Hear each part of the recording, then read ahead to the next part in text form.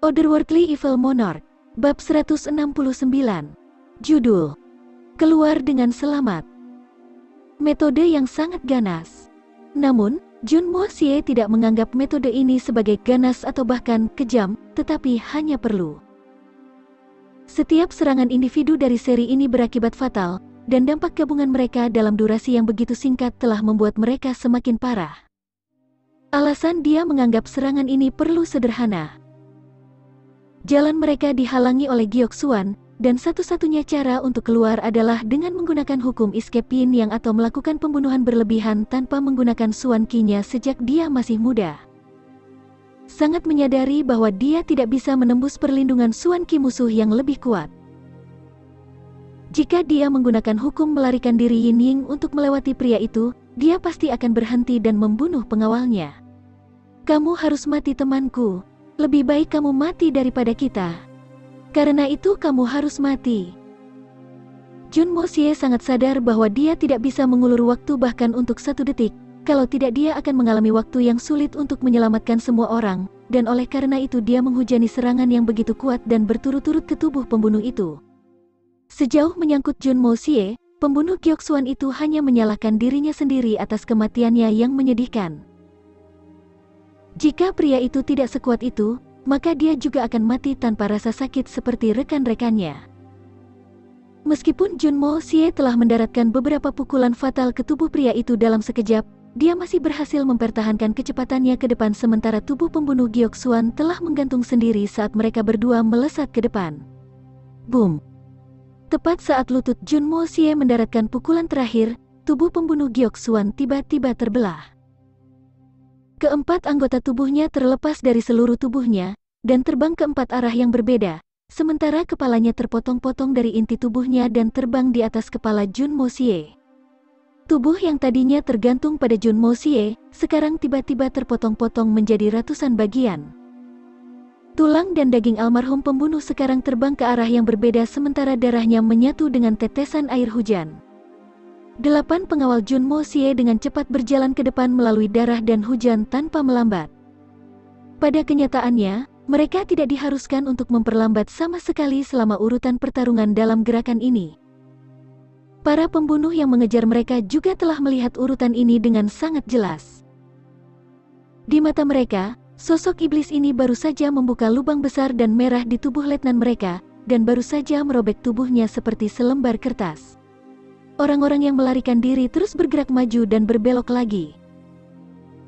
Dan lega saat menyadari bahwa mereka akhirnya berhasil selamat. Beberapa lampu Suan Qi yang sangat berkilauan dengan cepat menerobos hujan dan menuju mereka. Pasukan pendukung keluarga Jun telah tiba. Xiao Qi. Li Ziwu berlari ke depan secepat mungkin sambil terus menatap langit hujan sementara kepala rekannya berputar di udara. Dia berhenti saat kepalanya mendarat di tanah, dan berguling 2 kali dan berhenti di samping kakinya. Wajah tak bernyawa rekannya itu menghadap ke atas, tapi kehilangan 2 matanya.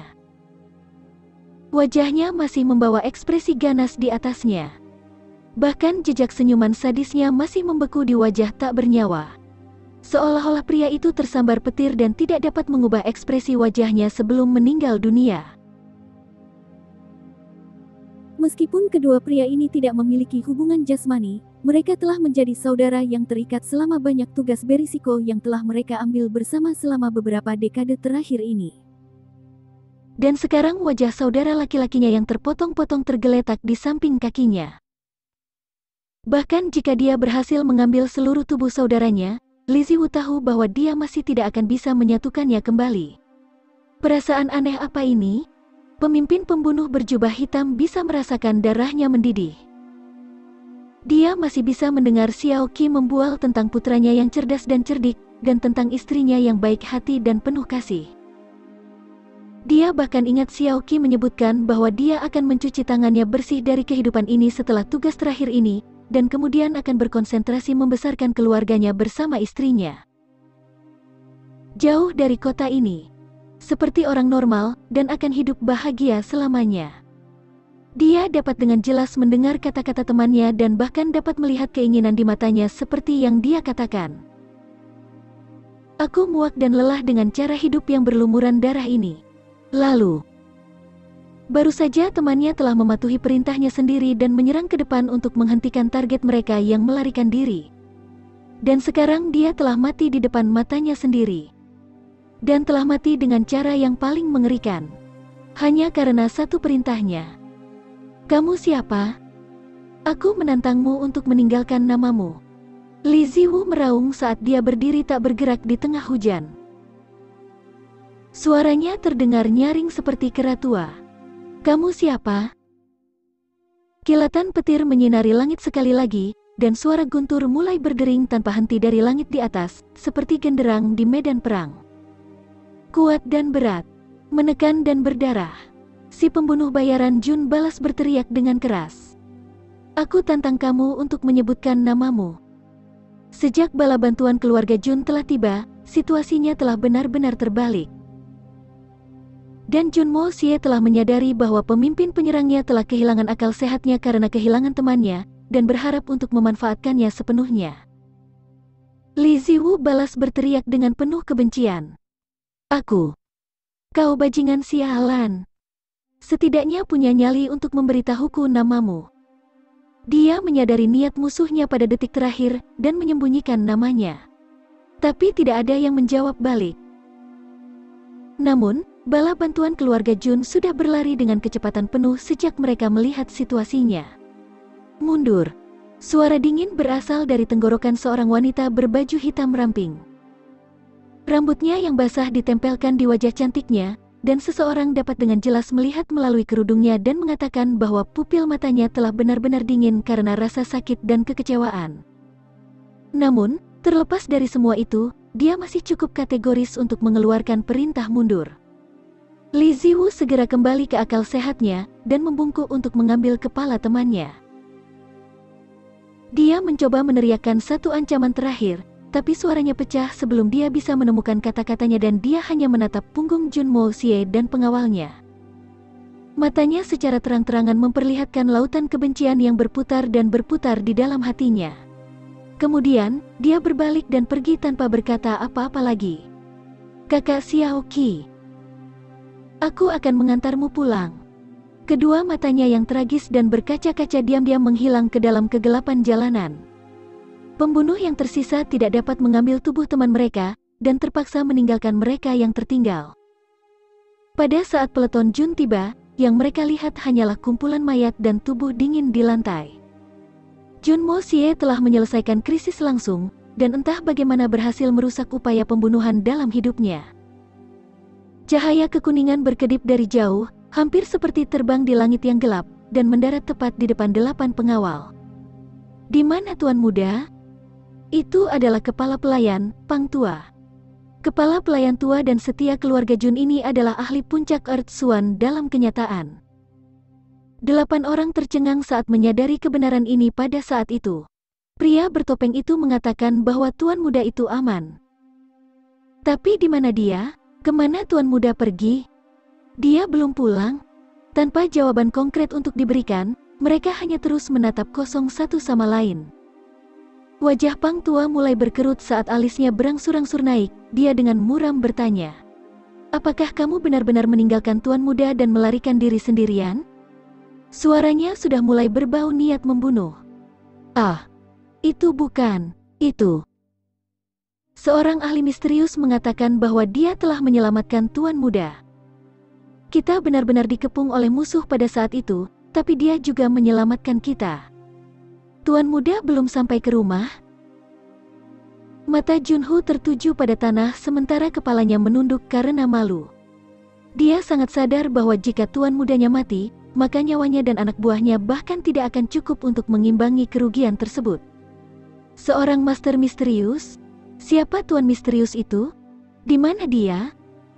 Nada bicara Pang Tua terus menjadi lebih dingin dengan setiap pertanyaan yang dia tanyakan. Apakah kamu benar-benar meninggalkan Tuan Muda dengan kata-kata orang yang tidak dikenal? Dan kemudian kamu bergegas keluar untuk memastikan keamanan kamu sendiri? Itukah tujuanmu bergabung dengan keluarga ini? Brook. Kedelapan pria itu secara bersamaan berlutut di bawah guyuran hujan tanpa ada yang bisa dikatakan untuk membela mereka, dan nampaknya siap menerima hukuman mereka. Pang Tua menghela napas dan mendengus. Junho, sayang sekali kita menerima kamu ke dalam keluarga, melatih kamu dan kemudian mempercayai kamu dengan keselamatan Tuan Muda.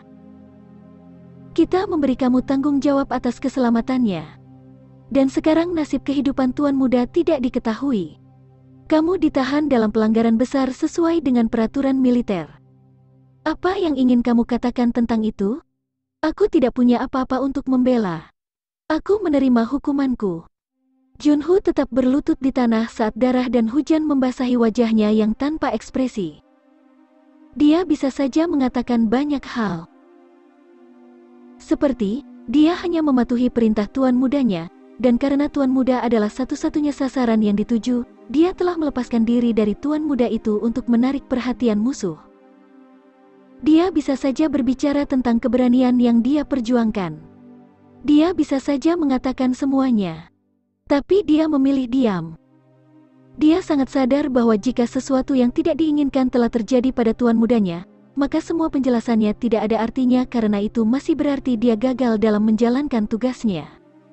Tunggu sebentar. Junmo Xie melompati tembok yang berdekatan dan berlari. Pang Tua, tolong jangan salahkan orang-orang ini dengan salah. Jika Junho tidak bertarung dengan berani dan mengganggu musuh, maka aku tidak akan bisa kabur. Junmo Xie menceritakan kisah keberanian Junho. Apakah begitu? Wajah Pang Tua segera menjadi tenang. Mengapa kamu tidak berkata begitu? Kemudian dia melihat sekeliling dan bertanya, di mana ahli misterius yang menyelamatkan kamu semua itu? Orang ini menyelamatkan nyawa Tuan Muda. Seluruh keluarga ada dalam hutangnya, jadi dia harus diberi ganjaran yang sesuai. Dia pergi ke arah itu, tapi dia terlalu lincah, dan oleh karena itu aku tidak terlalu yakin kemana dia pergi setelah itu. Junho mengangkat jarinya dan menunjuk ke arah Junmo Xie, sambil tetap berlutut di tanah. Orang itu benar-benar aneh. Dia melemparkanku langsung ke tanah. Junmo Xie mengusap dahinya hampir seperti memar. Dia benar-benar menendangku setelah menyelamatkan hidupku dan pergi tanpa pamit. Seperti apa orang ini? Pikiran Pang Tua mulai memikirkan beberapa ide. Wajahnya tertutup, jadi tidak mungkin untuk mengatakannya. Junmo Xie dan Junho angkat bicara pada saat bersamaan. Meskipun suara Junmo Xie tampak cuek, nada suara Junho tampak penuh rasa terima kasih. Pang Tua melambaikan tangannya saat dia menyatakan dengan suara yang dalam. Kalian 8 akan melapor ke Tuan Besar, dan kamu akan menceritakan keseluruhan cerita tanpa kelalaian, dan kemudian kamu akan menunggu keputusan Tuan. Iya. Ke-8 pria itu langsung setuju dan berdiri sekali lagi.